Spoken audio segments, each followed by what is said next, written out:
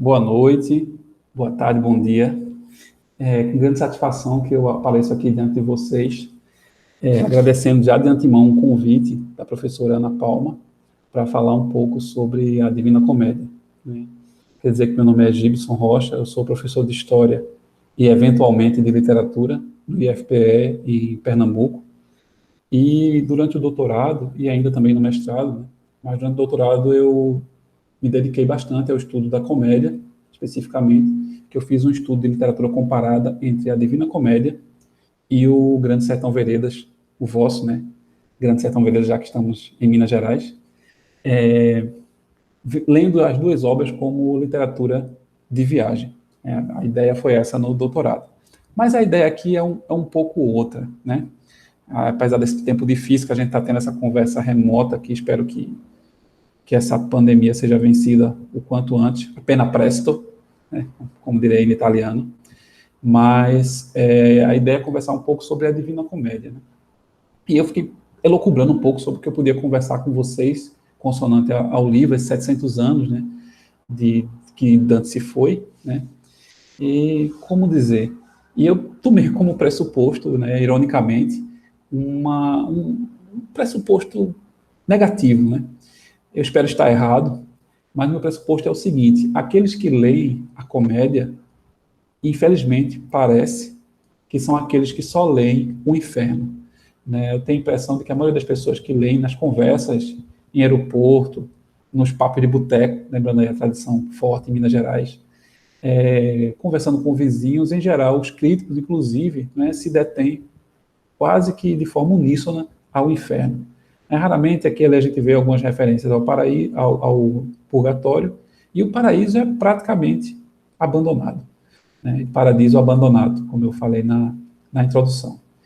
Então, por que acontece isso, né? Por que há esse afastamento do paraíso, essa desatenção para com o paraíso?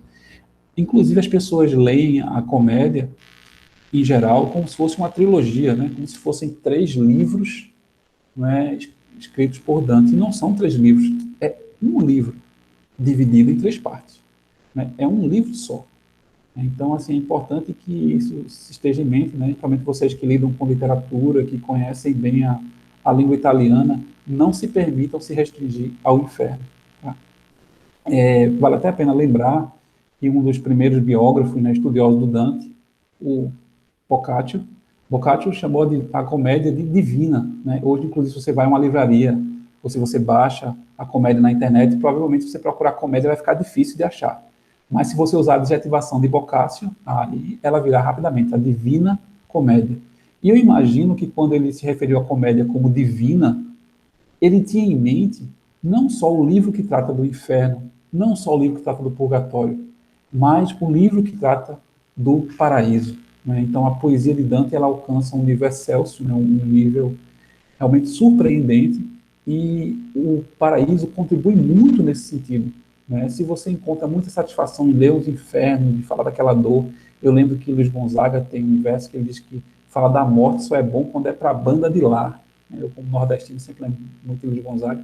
Então, assim, fala da morte, do sofrimento alheio, pode causar uma satisfação forte na leitura. Realmente, o inferno é muito poderoso, mas o paraíso não está de modo nenhum longe ou aquém do inferno. Só que é uma outra forma de compor, é uma outra localidade, é uma outra percepção.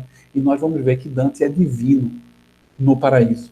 Inclusive, na contramão, por exemplo, do Boccaccio, ao longo do tempo, parece que a gente foi esquecendo o paraíso e foi pegando essa carga de dantesca, né, a obra do poeta. Eu imagino que dantesca é uma coisa muito associada ao inferno, à dor, ao sofrimento, e a poesia de Dante tem isso, mas não é só isso. A Vita Nuova não pode ser chamada de um livro dantesco, por exemplo, né? O Purgatório é um pouco dantesco, né? Mas o Paraíso não tem nada de dantesco. Então é importante a gente começar quem se detém mais a literatura italiana, né, quem pode ler no original, então se permita ler o Paraíso e você não vai se arrepender, porque Dante é aquele poeta que ele sempre recompensa em satisfação o que exige em esforço. Então, para a gente conversar um pouco sobre o paraíso, para mostrar para vocês que o paraíso ele tem realmente grande importância, me perdoem se vocês já o leram, fica até mais satisfeito, você pode até me corrigir, né, a posteriori, com WhatsApp, e-mail, não sei, mas minha fala é focada para aqueles que ainda não se detiveram na leitura do Paraíso. Um aspecto importante também do livro como um todo é que você vai perceber ao longo da leitura da comédia que a comédia ela se autorreferencia. Então, na leitura do Inferno, Dante faz comentários sobre o purgatório e sobre o paraíso. Quando está no purgatório, ele se remete ao inferno e também ao paraíso. E do paraíso se remete ao purgatório e ao inferno. Então, é como se o livro estivesse girando, né, com esse círculo que é o paraíso. O livro está, apesar de ter uma sequência de leituras, né, que segue esse caminho, essa via de Dante ao longo da obra, né, que ele é autor e personagem, a obra tem esse perfil um pouco também cíclico, né, que ela vai se auto-referenciando, especialmente ainda no contato com o leitor. Em várias passagens ele faz referência ao leitor e diz, olha, leitor, você lembra lá atrás, no Inferno, quando eu falei essa e essa referência, aqui eu estou justificando, né? Então tem esse processo de autorreferenciação que é muito interessante na comédia. Mas como fazer esse mergulho no paraíso? Como o tempo é diminuto e é importante que eu deixe essa marca da força da poesia do paraíso, eu pensei em pegar alguns tercetos, simplesmente, ler os tercetos, conversar sobre os tercetos, como é que eles aparecem, né? Que lugares eles aparecem, e perceber um pouco do primor poético da obra dantesca, tá bom? Então, eu vou compartilhar aqui minha tela com vocês, apresentando alguns terceiros, e a gente vai conversando. Eu sei que é um monólogo, mas a ideia é que a gente possa um pouco dividir a experiência de leitura do Paradiso, tá bem? Então, só um instante, por gentileza.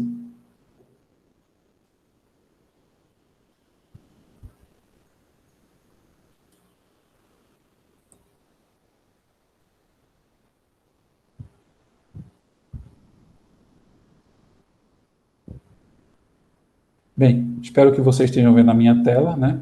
O bom andamento desse vídeo vai depender disso. Então, eu trouxe alguns tercetos para a gente conversar sobre a Divina Comédia, em especial O Paraíso, né? Que eu acredito que seja um livro pouco lido e espero que contribua um pouco para que essa percepção de que seja pouco lido diminua, né? A partir dessa nossa conversa. Então, começando pelo primeiro canto, né? Aquele canto em que Dante chega no paraíso, tem aquela introdução, aquele prólogo, né, que ele vai dizer, né, da dificuldade de narrar esse paraíso, e lá entre os versos 7 e 9, ele aparece aqui com essas expressões, né?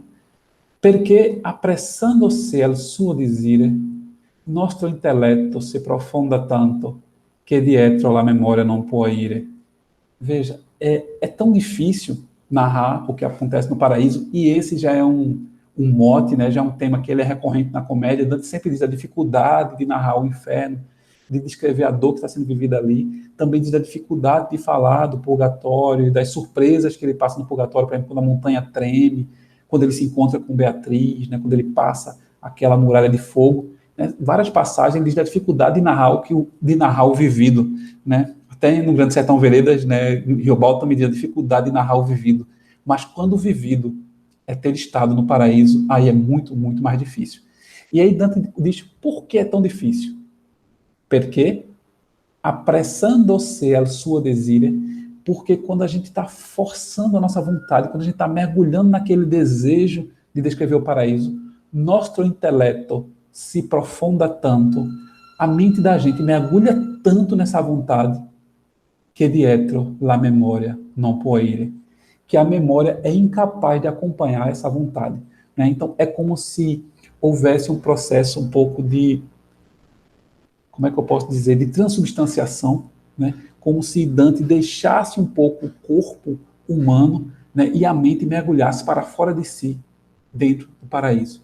Né? E tem uma tradição já de uma origem aristotélica que a memória seria um grande arquivo, né? Que guarda as experiências sensoriais, então o tato, o paladar, o olfato, estaria tudo guardado na memória. Como a mente precisa mergulhar profundamente no paraíso, os sentidos meio que ficam, não é, em suspensão para que o desejo se aprofunde, e aí a mente não consegue mais guardar na memória e a experiência se perde. Então é muito interessante que Dante ele joga com essa ideia de que, olha, eu vou narrar aquilo que não é possível de ser narrado. Eu vou te falar o que é inefável. Eu vou te contar uma experiência que foi possível a poucos. E ele diz, inclusive, né, no Inferno, io non enea, io non Paulo sono. Quer dizer, eu não sou Enéas, que em vida foi aos infernos. Né? Eu não sou Paulo, que em vida foi aos céus, como ele diz na carta aos Coríntios. Eu sou apenas Dante, um poeta. E aí, esse poeta vai se exercitar ao máximo para tentar descrever aquilo que é impossível ser descrito. E o modo como ele vai fazendo vai ganhando muita força no poema. Daí, o Boccaccio chamá-lo de divino. Eu lembro, inclusive, no Romance da Inconfidência, quando Cecília Meirelles diz que a liberdade é esta palavra que o sonho humano alimenta, que não há ninguém que explique e ninguém que não entenda. Então, quando Cecília Meirelles dá essa designação da liberdade, sem defini-la propriamente, se aproxima um pouco dessa ideia que o Dante faz. Olha, eu vou dizer do paraíso, mas não é simplesmente como eu estou dizendo, é muito mais que isso. Né? E ele usa, inclusive, esses silêncios ao longo do livro, esses lapsos, essas falhas de descrição, para dizer o quanto poderoso ele é, porque mesmo na descrição falha, mesmo nessa descrição diminuta, né, na língua que é mamá, papá, gagueja, né, mesmo nessa fala frágil de um ser humano, o paraíso é muito poderoso, a leitura é muito poderosa. Então vamos tentar mergulhar nesse paraíso tão difícil, né, que é o paradiso dantesco, o paradiso da Divina Comédia. Então, esse primeiro canto é meio que um canto introdutório. Isso também acontece no Purgatório e no Inferno, né? Tem esse início sempre introdutório.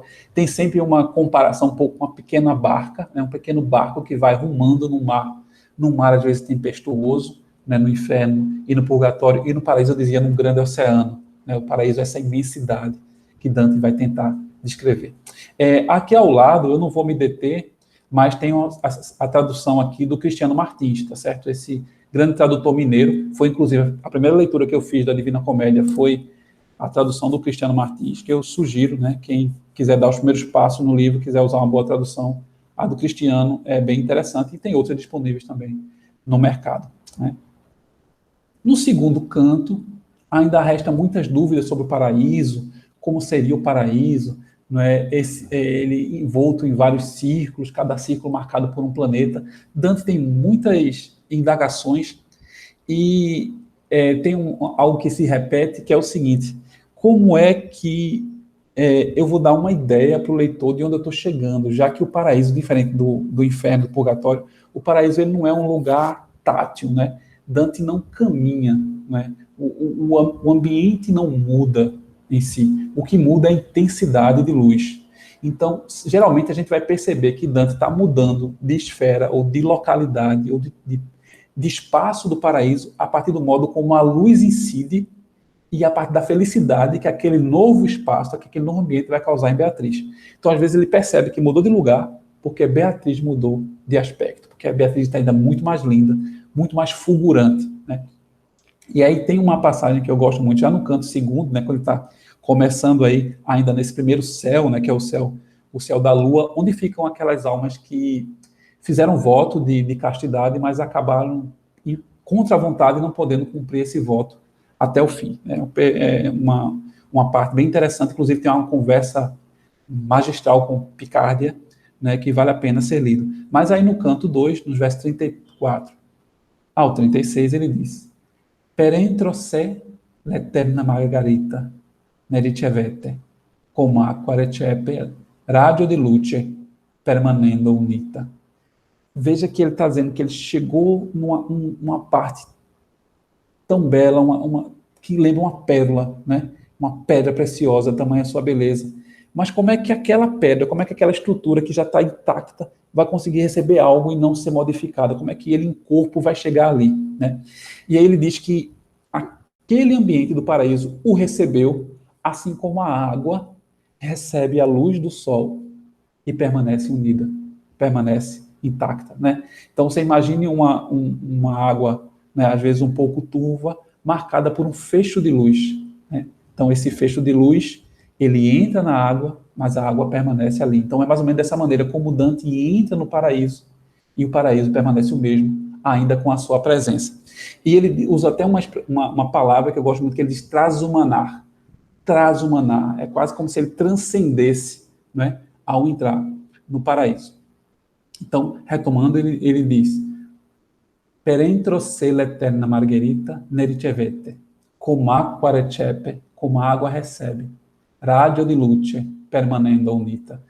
mesmo enquanto Dante está descrevendo a majestade do paraíso, ainda assim ele usa elementos terrenos para nos fazer entender o que está se passando. Então, por vezes, ele faz referências à flecha, à velocidade de uma flecha, né? E vai dando outros exemplos de elementos da natureza que são muito rápidos, mas não se comparam à velocidade como as coisas aconteceram no paraíso. Mas só para a gente poder entender, ele faz essas aproximações.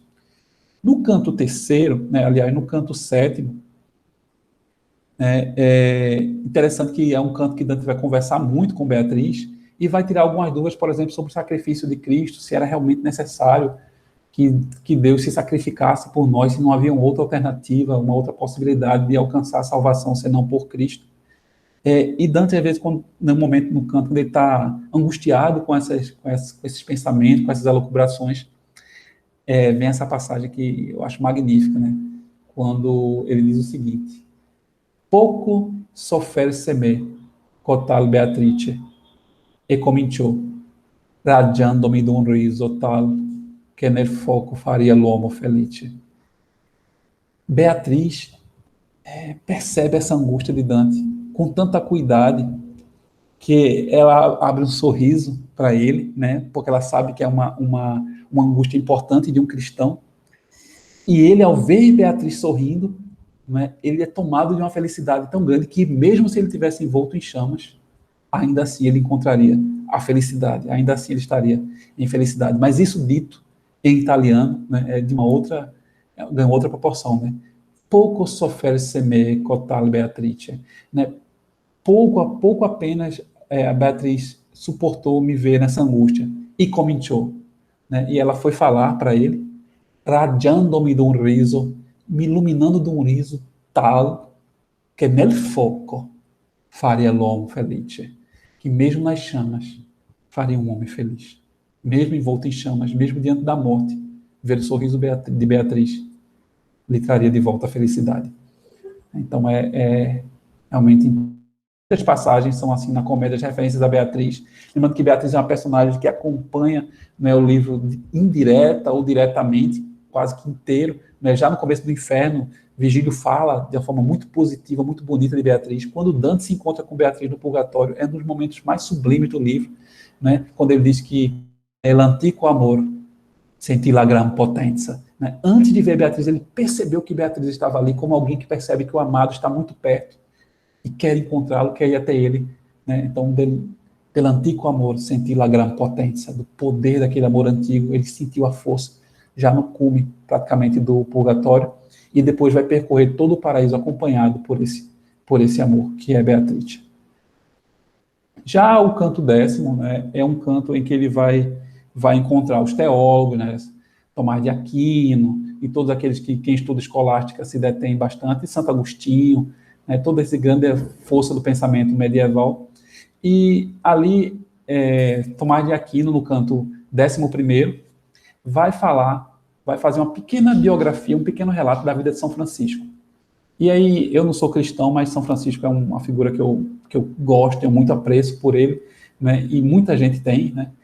E é muito interessante o modo como São Tomás descreve, né, a vida de São Francisco, São Tomás dominicano, e esse encontro com o voto de pobreza que São Francisco faz. E aí, para descrever um pouco a cidade de São Francisco, que é Assis, né, dá essa ideia um pouco de ascese, elevação, Tomás de Aquino vai dizer, olha, não chama essa cidade de Assis, não. Um lugar em que nasceu um homem como esse não é só um lugar de ascese, não é? Deveria ser chamado de Oriente, deveria ser chamado lugar onde nasce o sol, porque São Francisco foi um verdadeiro sol naquelas trevas medievais. Então, nas palavras de Tomaso, na letra de Dante, assim aparece esse terceto, dos versos 52 ao 54. Però chi desso loco fa parole, non dica accese, che direbbe corto, ma oriente, se próprio dir vuole. Então, quem desse lugar quer fazer uma homenagem, quer dizer do lugar onde São Francisco nasceu, não chame Accese, não chame Assis. Accese é como se fosse a origem etimológica do termo Assis, né?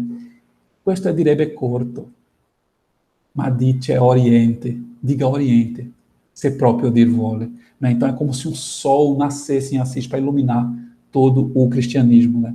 E isso foi a chegada de São Francisco.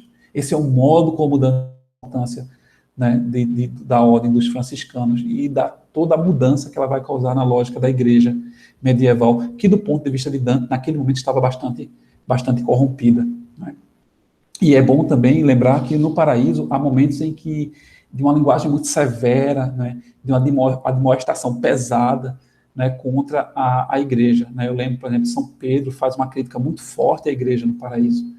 Então, o paraíso dantesco, né, o paraíso que Dante descreve, não é só esse lugar de amor, de serenidade, de exaltação, né, a Deus. É também um lugar de incômodo com o que está acontecendo na Terra, né, de insatisfação com o que foi feito da Igreja de Cristo, da Igreja de Pedro, da Igreja de Paulo. Então, é bem importante a leitura do Paradiso. Lá você vai encontrar passagens nas quais irão se surpreender. Né? Aqui eu vou passar pela essa última passagem, em função do tempo, né, do canto 25, dos versos 118 ao 120. Veja a magia e a majestade, como Dante descreve a chegada do apóstolo João. Lembra do apóstolo João, aquele que deita, né, no peito de Cristo na última ceia? O apóstolo João que vai narrar o Apocalipse. O apóstolo João que, quando é representado na imagética medieval, é representado como uma águia, porque consegue ver ao longe. Né? Esse grande apóstolo é representado de uma forma surpreendente. E quando ele chega para Dante, é tamanha a luz que envolve João, que Dante não quer ver, mas não consegue. Quanto mais ele aprofunda o olhar, menos ele consegue perceber. E ele diz, qual é colui, cadocia e sargomenta, divedere eclissar, lo sole un pouco, che, per veder, no vedente diventa. É como se Dante, quando ele se depara com João, ele quer tanto ver o apóstolo João, que parece um sol, né? Mesmo que no momento do eclipse você tenta ver, mas não consegue. E tentar ver te cega, né? Qual é colui cadóquia, né? Que força o olho, esse argumenta e se esforça de vedere eclissar lo sole um pouco, para ver pelo menos um pouco o sol eclipsar, que per veder no vedente diventa, que para ver, perder a visão, cego se torna. Então aqui ficam essas passagens do inferno, desculpa, do paraíso. Né? Espero que vocês tenham gostado um pouco dessa viagem e não percam a ideia de que a comédia é um livro dividido em 3 partes, né? E não 3 livros reunidos. O Paradiso, quello que dice que tutto che nel cielo se squaderna, né? Quando Dante vai descrever tudo que está no universo, de onde tudo emana, que é uma concepção muito forte da Idade Média, ela meio que define muito do que é o paraíso. Então é um livro com discussão filosófica, mas é um livro que vai fazer uma crítica à igreja, é uma parte da obra em que Dante vai elogiar a figura de Beatriz. É uma poesia que mérita, é um livro que vale a pena ler. Né? Então vamos tentar romper um pouco com essa tradição de ficarmos enclausurados no inferno. Né? Vamos nos abrir, vamos nos permitir ir para o paraíso. Queria agradecer muito essa oportunidade e espero que a gente possa conversar mais sobre a comédia como um todo e sobre o Paradiso em particular. Aqui eu me despeço, agradeço e espero que essa jornada de 700 anos seja maravilhosa e seja laudatória desse grande poeta, dessa grande poesia que foi realizada por Dante Alighieri. Um abraço.